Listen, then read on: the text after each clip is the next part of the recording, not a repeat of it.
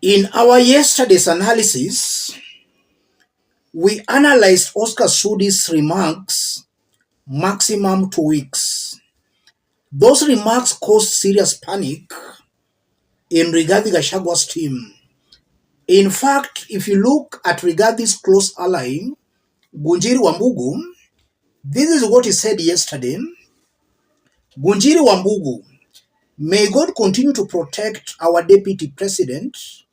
There's only one thing that can be done by an enemy to a man of the status of the deputy president in 2 weeks. And it is not the impeachment you keep threatening because it cannot be implemented in 2 weeks. I genuinely pray that this is not what you want to do.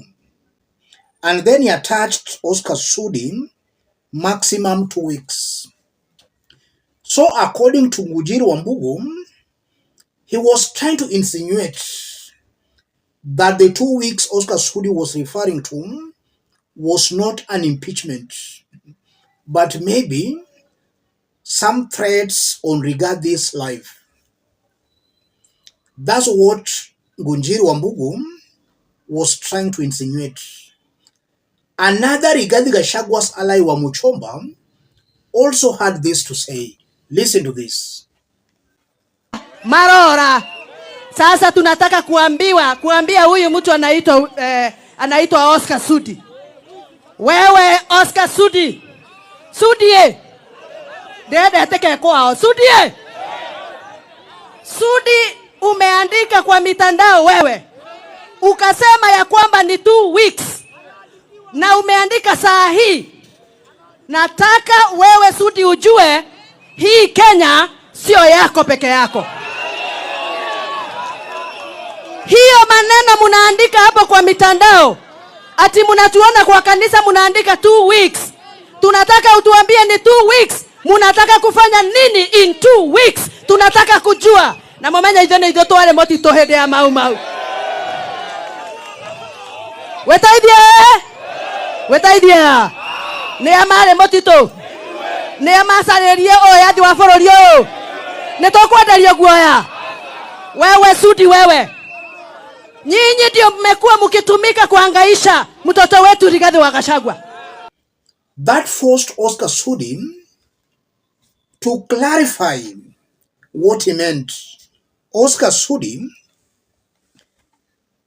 I repeat once again, 2 weeks home.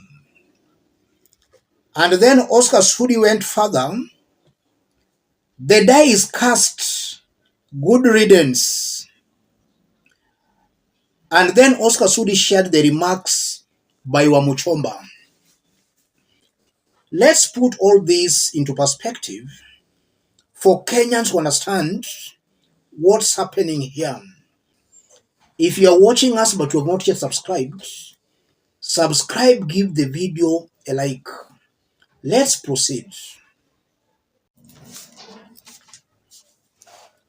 It's very clear Rigathi's politics and those supporting him revolves around incitement, creating divisions among Kenyans. That's something coming out very clearly if you listen to Rigathi Gachagua himself speak, or even if you listen to his foot soldiers. Rigathi is coming out as a very divisive personality. And his supporters are just trying to copy that from him. Wamuchomba is clearly inciting the Kikuyu nation. Same to Ngunjiri Wambugu. In case there's some chaos in the country, I believe the Gema nation will most likely lose more than any other tribe in Kenya. They are scattered all over. The only unfortunate bit about it is that their leaders are trying to use them for their own personal gains. They don't care about the welfare of the Mount Kenya people. That's what I'm seeing here. And it's very unfortunate that some residents on the mountain have not yet understood that these Mount Kenya leaders are using them for their own political gains. When William Ruto and Rigathi were working closely for about 2 years, Rigathi was not talking anything about the welfare of the Mount Kenya people. In fact, tea coffee sector was getting serious blows from this Kenya Kwanza government. Rigathi has been silent. Now that he's being kicked out of the government, you are seeing he wants to incite the mountain to start fighting some other tribes or rather some other communities. Rigathi has to be stopped, and his allies must also be stopped. If you look at Rigathi has a very bleak future. Before they took power, he was involved in some corruption deals. Those scandals were dropped. I'm seeing a William Ruto who most definitely will revive those cases, and Rigathi might even be blocked permanently from ever contesting for any elective seat. And I'm seeing some odds also stack against Rigathi Gachagua. Uhuru used sympathy, Ruto used sympathy.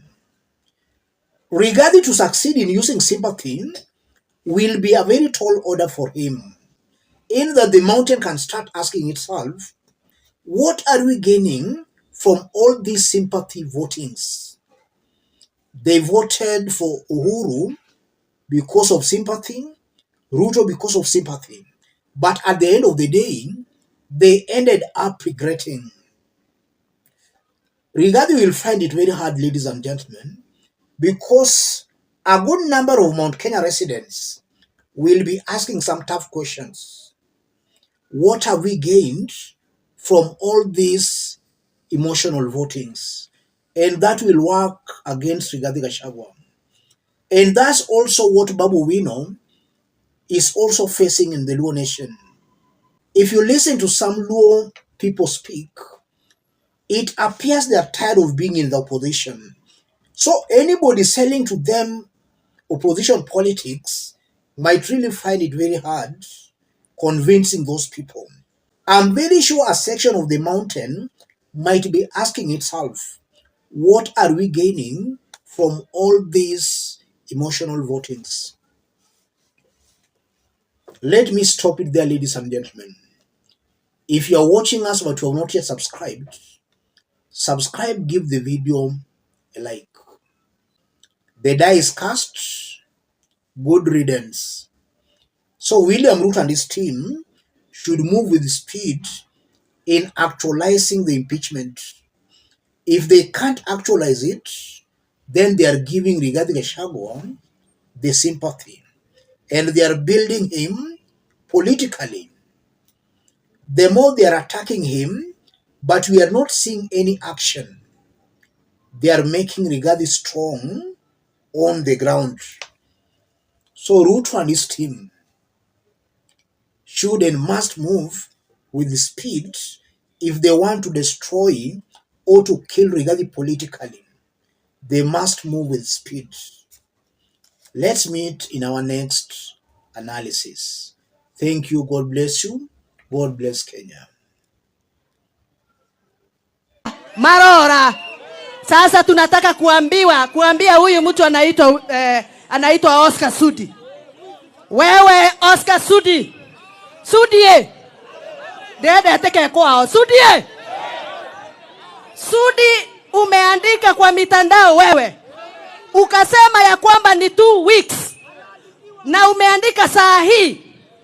Nataka wewe Sudi ujue hii Kenya sio yako peke yako. Hiyo maneno munaandika hapo kwa mitandao, ati munatuona kwa kanisa munaandika 2 weeks. Tunataka utuambie ni 2 weeks. Munataka kufanya nini in 2 weeks? Tunataka kujua. Na momenya idhone idho twale moti tohede ya mau. Wetaidie. Ni amare moti to. Ni amasarerie oyathi wa bũrũri ũyũ. Nĩ tũkwenderio guoya. Wewe Sudi wewe. Nyinyi ndio mmekuwa mkitumika kuhangaisha mtoto wetu Rigathi wa Gachagua.